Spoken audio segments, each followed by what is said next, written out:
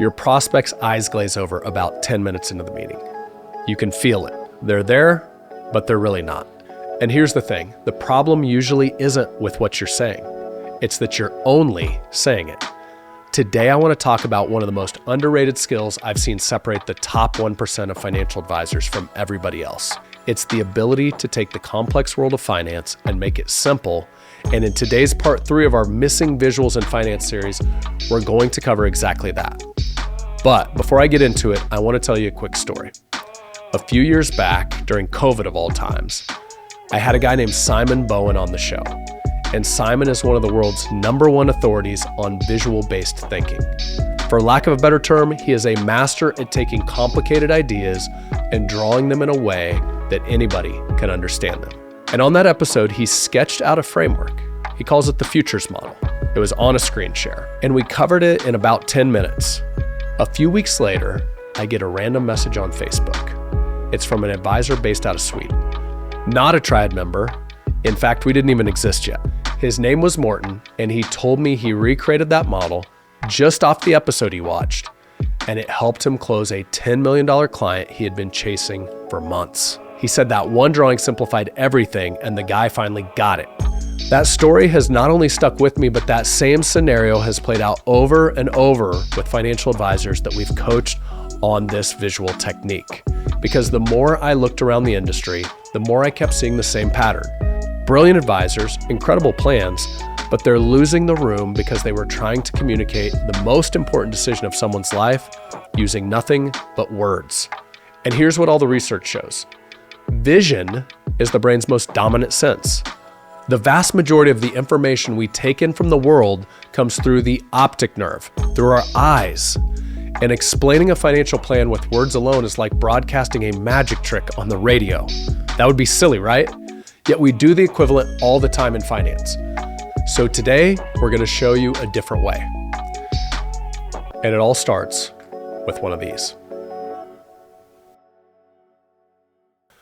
There's a concept I heard directly from Simon Bowen. When you draw people in. And here's why words only is killing your closing rate. Almost every advisor I've ever met misses on this, as most communication is done verbally. They explain their process, they explain their investment philosophy, all out loud, no visuals. And they wonder why the prospect doesn't get it. In fact, stick around for chapter 3 in this video where I share how we coach Triad members to talk about both their high-level investment philosophy and their proprietary process, all visually. So, when you lead with words, you're not losing the prospect because your advice is bad. You're losing them because they literally can't see it or easily comprehend it. So let's get to a real-world example that also illustrates the psychology behind a whiteboard presentation. Put yourself in your prospect's chair. When was the last time you were sitting down and learning from someone on a whiteboard? Or in my case, a chalkboard. Where were you? Most likely you were in a classroom.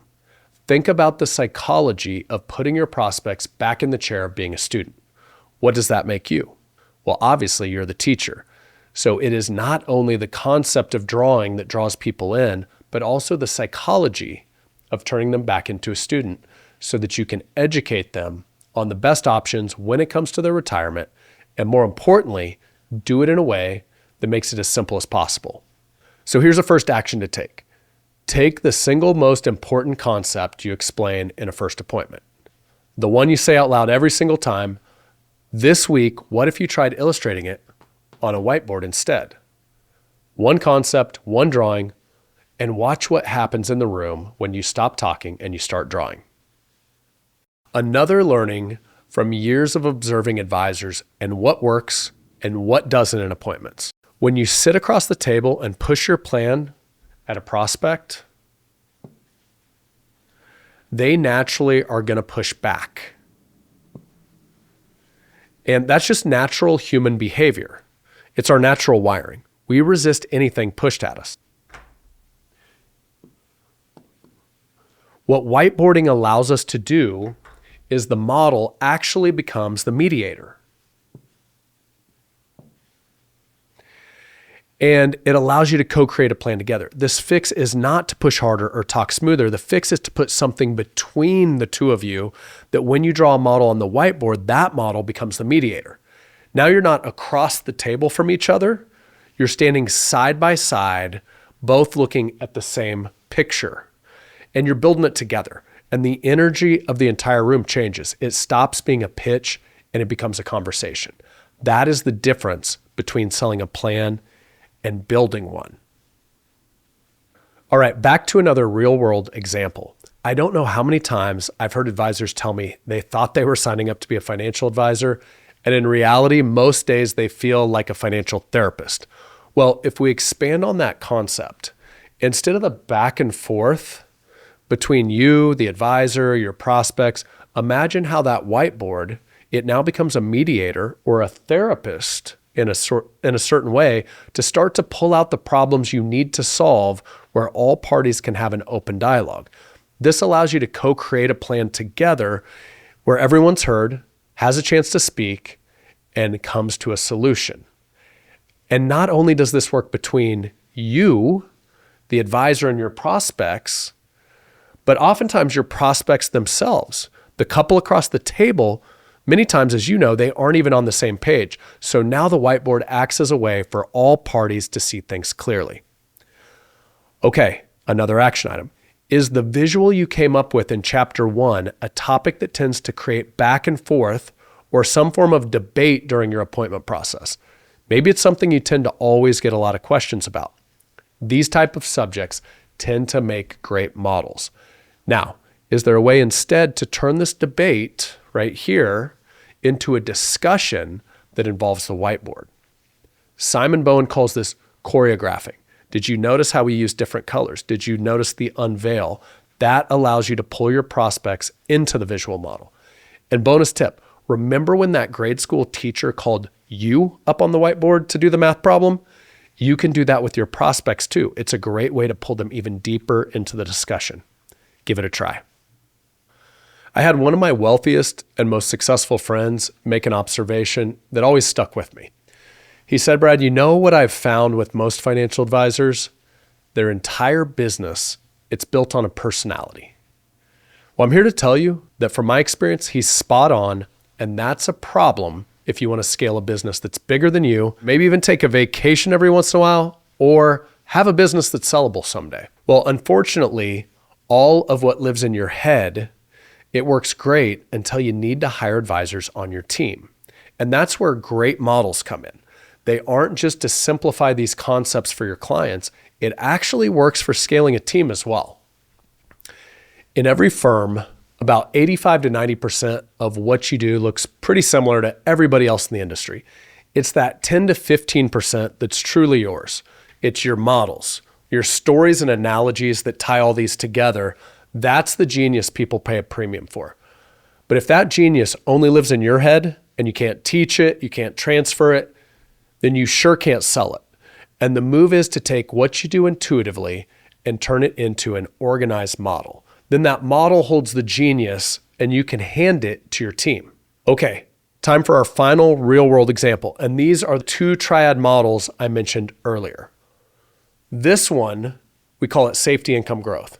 It's more high level. It's designed to simplify how your investment philosophy works.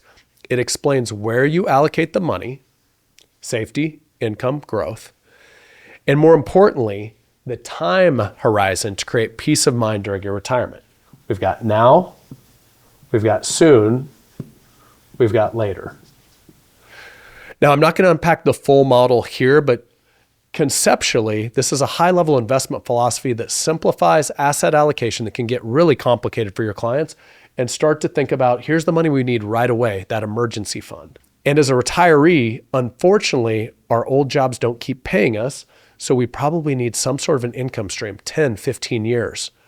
And then lastly, we need an investment, a growth strategy that complements the income strategy that keeps us up with things like inflation, cost of living, a lot of inflation right now. And now you tell them how these work together to build a plan to create peace of mind in retirement because they have income, but also not sacrifice their growth along the way. And then the cherry on the top with the safety income growth model, Everything on this side of the line, it's designed to protect your lifestyle in retirement. So I'm just giving you a small bite-sized taste. There's much more to this model, but you can see just with that simple explanation, how that would actually create more clarity, more peace of mind, more simplicity for retirees that you're sitting across the table from. And this second model, we call it 5 Worlds. And it's designed to help our members unpack their proprietary financial planning process in a way that's easy to understand, and it allows them to educate their clients on the difference between a portfolio, a basket of investments only, and a true holistic financial plan built on a CFP standard.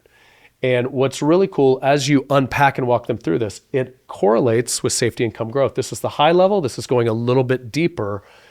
We've got the income strategy. That's the foundational piece at the bottom here. That's complemented by an investment strategy. So these two go hand in hand. But then it doesn't matter how much you get paid or how much you make in the portfolio. If you pay it all to Uncle Sam, that's why it needs to be complemented with a tax strategy. And then, this thing called healthcare in retirement. That's something we want to address. We want to plan for that, have a strategy. And lastly, what do we do when it's all said and done? The legacy we want to leave behind to the church, to the charity, to the kids, the heirs, so that when it's all said and done, you've left a legacy behind that matters. Quick side note, if you're an advisor out there who wants to dive deeper on how models like these work and how you could incorporate them into your appointment process, that is exactly why we created our Triad Sales Lab. It's designed to help great advisors better communicate in a way that allows you to take great prospects and make them lifelong clients. Check out the link below and apply to see if it's a fit for you. We go into models like this in a workshop setting, allow you to practice them, get feedback on them so that you can then take them and incorporate them into your appointment process. All right, last action item. Take the visual models from chapter 1, then apply the collaboration and discussion we talked about in chapter 2. And as Einstein said, if you can't explain it simply, you don't understand it well enough. Now here's the next step. Put it into action by teaching it to another advisor on your team. When your process can be drawn, it can be taught. When it can be taught, it can be duplicated. And when it's duplicated, it becomes both scalable and then sellable. So today we covered part 3 in our series about the missing visuals in most financial advisor appointments and the power of bringing your concepts into the real world where your clients can actually see them. So to recap today, first you must draw, then co-create, then teach. By the way, if you haven't caught part 1 or part 2 of the Missing Visuals series yet, be sure to check them out. And lastly, make sure to come back here, leave a comment to share your wins like my friend Morton from Sweden did. We always love hearing the success stories from the channel. It's why we do it. Catch you on the next one.